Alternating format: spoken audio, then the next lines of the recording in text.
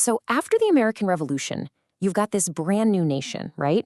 It's founded on these incredible ideals of liberty, but it immediately runs into a huge tangled problem. The country wants to expand west, but that land is already home to hundreds of Native American nations. So how does the U.S. square that circle? Let's dive into this really complex moment where the country's ambition and its morals got twisted together in a pretty tragic way. And right in the middle of this whole story is this fascinating guy, Henry Knox. I mean, think about it. He starts out as a self-taught bookseller in Boston, becomes a genuine hero of the Revolution, the kind of guy George Washington would hand the most impossible jobs to. And his journey is absolutely key to understanding the huge policy shift that's about to happen. And this really brings us to the big, thorny question the founders themselves were wrestling with. How on earth did they justify their hunger for an entire continent with their founding ideals of freedom and justice? The answer, as you can probably guess, is really complicated. And it just shows this deep, deep conflict right at the heart of the young American Republic. Okay, so to really get the policy, you first have to get the man. Before Henry Knox was this big-shot politician, he built his reputation on pure grit and an almost unbelievable knack for logistics. Let's take a look at how he became one of Washington's most trusted go-to guys. This right here, this is the thing that made Knox a land. It's called the Noble Train of Artillery. Picture this. It is the dead of winter. The Continental Army is totally stuck outside Boston, completely outgunned. Knox, who's just 25 and doesn't even have a formal commission, basically volunteers for this insane mission. Haul 60 tons of cannons through mountains, across frozen rivers, for 300 miles. It was a staggering challenge, and the fact that he pulled it off was a huge turning point in the siege of Boston. And you know, his reputation for just getting things done only grew from there. Years later, at the final victory at Yorktown, a French general was still just in awe of what Knox could do. The key thing to remember here is that Knox wasn't some stuffy bureaucrat. He was a master problem solver, the kind of person you trusted with the nation's toughest situations. All right, so we've got our guy, Knox. Now let's talk about the massive problem he was eventually asked to solve. After the Revolution, the United States was broke, it was growing fast, and it was hungry. And the one big resource it had, or at least the one it desperately wanted, was land, specifically that huge territory between the Ohio and Mississippi rivers. And look, this hunger for land wasn't just some vague ambition. It was driven by some very real, very intense pressures. The government needed to sell land to pay off a mountain of war debt.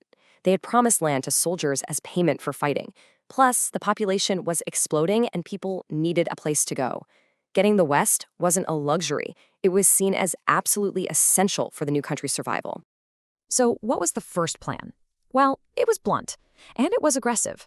The U.S. basically declared that since they beat Great Britain, they had also automatically defeated Britain's Native American allies. Poof! The land was theirs by right of conquest. So the treaties from this time, they weren't really negotiations. They were more like terms of surrender, where the U.S. just dictated the new boundaries. And if you want to know the kind of thinking behind this policy, well, just listen to this. It's from a private letter George Washington wrote, and it's pretty shocking. He compares Native Americans to wolves, beasts of prey that would just naturally retire as settlements advanced. It shows you that this view of Native people as basically wild animals to be pushed aside, it came from the very top. Yeah, so big surprise, the policy of conquest was a complete and total disaster. The Native American tribes, of course, did not accept that the British could just give away their land, so they fought back fiercely. And this led to these brutal, really expensive wars on the frontiers that the young, broke United States just couldn't afford to fight. Something had to give. And the change, well, at least on paper, was dramatic. I mean, listen to the language in the Northwest Ordinance of 1787. The utmost good faith. Never be taken from them without their consent. It sounds like a complete 180, right? Like a brand new, humane policy. But was it? This chart really breaks it down. You see a clear shift in tactics. So instead of treating tribes as conquered people, the U.S. would now treat them as foreign nations. Instead of just taking land, they would purchase it with a treaty. Now, the ultimate goal, getting the land, that didn't change one bit. But the method? It became more diplomatic, more gradual, and, most importantly, a whole lot cheaper. And this is where Henry Knox steps back into the spotlight as the main architect of this new approach. As Secretary of War, he made a really pragmatic argument. He said, look, buying the land is not only more honorable for a new nation, it is way, way cheaper than fighting endless wars for it. It was a policy born from both financial reality and a genuine concern for the nation's character.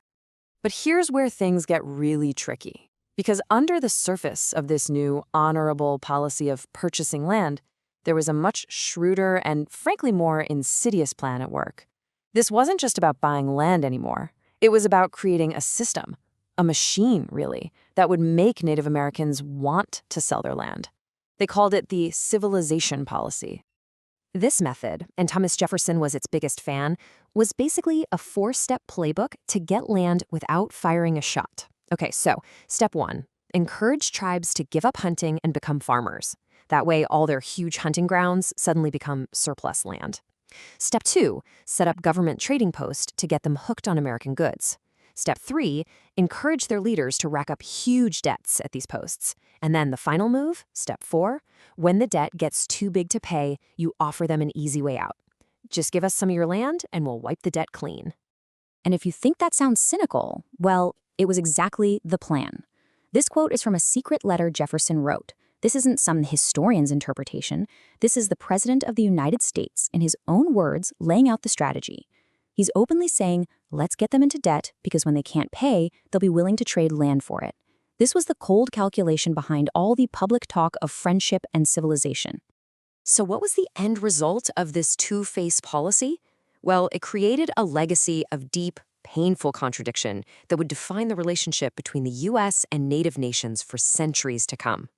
Let's actually grade the policy, like a report card. For its main unspoken objective, getting land, it gets an A+, a massive success. Huge amounts of land were secured. But what about all its stated goals? Preserving peace? Total failure. It led to more resistance and war. The welfare of Native Americans? Another failure. It led to displacement and cultural destruction. And what about national honor? Well, it was a contradiction, masking what one historian called sordid land grabbing with a lofty moral purpose. I think this one sentence just captures the tragic irony of it all perfectly. The federal government would pass laws to protect Native American lands from greedy settlers and crooked traders, from everyone, really, except from its own relentless, systematic campaign to get that very same land. And this brings us to a final thought from historian Reginald Horseman. He said that this whole era revealed a fundamental and maybe unsolvable American problem. What happens when a nation truly believes in its own goodness and virtue, but is also driven by this powerful colonial ambition? Well, you get a deep and lasting conflict. The nation ends up at war not just with others, but with its own ideals. An unhappy dilemma indeed.